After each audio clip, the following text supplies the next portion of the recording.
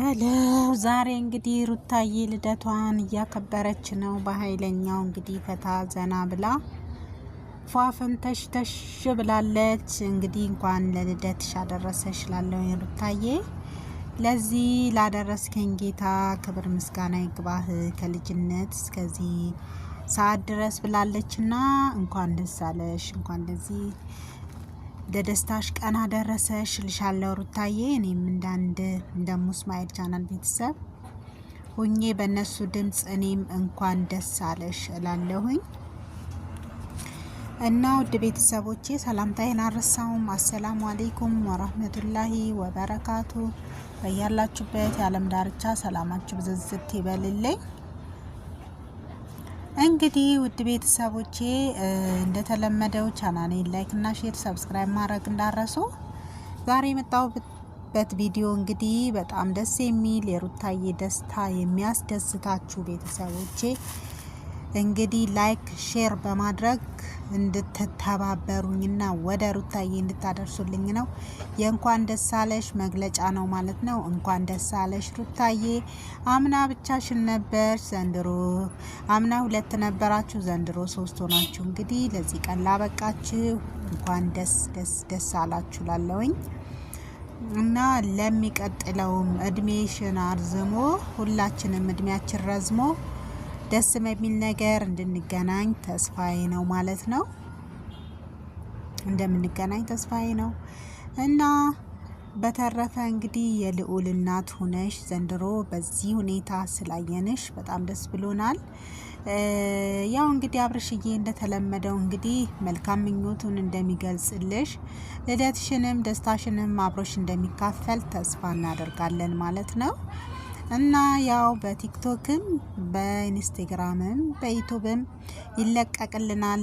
ዩቲዩብ ላይ ያው እንግዲህ እንዳየነው ፎቶውን ነው ቪዲዮውንም እንጠብቃለን ማለት ነው ውድ ቤተሰቦቼ። እና በጣም ነው ደስ ያለኝ ለዚህ ስለበቃሽ። ብዙ የደስታም የሀዘንም ጊዜያቶች ቢኖሩም አላህ ደግሞ እንደዚህ እድሜ ሰጥቶ አኖሮን ለማየት ስንበቃ በጣም ደስ ይላል። እድሜ አጭር መሆን በጣም ከባድ ነው። እድሜያቸው ረጅም ከሚሆኑ ሰዎች አድርገን ጥሩም ከሚሰሩ ሰዎች አድርገንና ማለት ነውና በዛው ማስታወቂያዋን እየሰራች እንግዲህ ደሳስ የሚሉ ሁኔታዎችን እያሳለፈች ነው ሩታዬ። እንግዲህ አልሰበርም፣ አልበሽቅም፣ አልናደድም ብላ እንግዲህ ንዴቷን አብራ ከልዑል ጋር ወልዳዋለች ማለት ነው። ንዴቴን አብሬ ከልዑል ጋር ወልጀዋለሁኝ እና አሁን ደስተኛ ነኝ። ሰውነቷም እንዳያችሁት ፏ ብላለች ማለት ነው። እና ውድ ቤተሰቦቼ ይሄንን ይመስላል። እንደነገርኳችሁ ቻናሌን ላይክ እና ሼር ሰብስክራይብ ማድረግ እንዳትረሱ፣ በአዳዲስ ነገር እንድንገናኝ ማለት ነው። ወዳችሁና ፈቅዳችሁ ለምትከታተሉኝ ሁላችሁንም ከልብ አመሰግናለሁኝ እና ሩታዬ በድጋሚ እንኳን ደስ አለሽ ብዬ ልልሽ እወዳለሁኝ።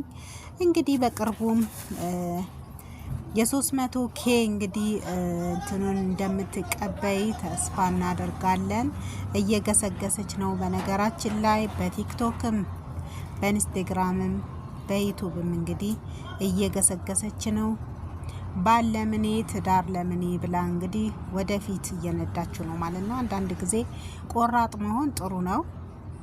በህይወታቸው ተስፋ ከማይቆርጡ ሰዎች መሀል መሆን በጣም መታደል ነው ማለት ነውና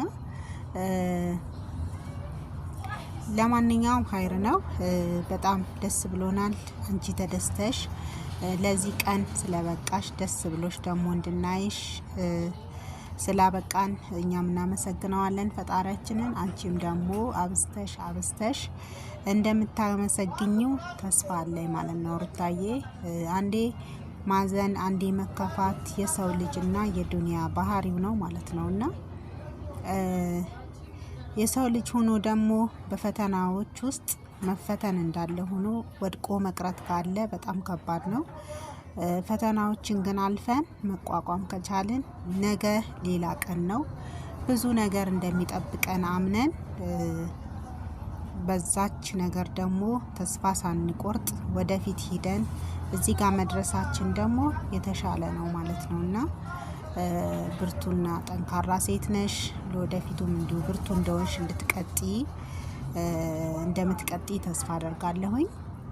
እና ያው እንግዲህ ሌሎቻችሁም ውድ እህቶቼ ተስፋ መቁረጥ እንደሌለብን ብወልድ ባገባ ብፈታ ብወልድ ቅስሜ ተሰበረ እንደዚህ ሆንኩኝ ማለት እንደሌለብን፣ በተለይ ደግሞ አንዴ ታዋቂ ከሆናችሁ በኋላ ነገሮች ሁሉ ለእናንተ ቀላል ነው የሚሆኑት። እንደ መጀመሪያው ደፋ ቀና የለውም፣ ድካም የለውም፣ ብዙ መልፋት አይጠበቅባችሁ ማለት ነው። ዋናው ነገር አላህ ረድቶ ወደ ታዋቂነት መንገድ ከመጣችሁ ነገሮች እንዴት እንደሚቀሉ ማየት በሩታ ትችላላችሁ ማለት ነውና በጣም በብዙ ነገሮች እየተንቀሳቀሰች ነው። ጌታ አላህ ደግሞ ወዶና ፈቅዶ ለዚህ ስላደረሰን አልሐምዱሊላህ ማለት ይገባናል። በራሳችን ጥረት ብቻ ነው ማለት የለብንም። አንዳንድ ጊዜ ሰላማችሁ ይብዛ።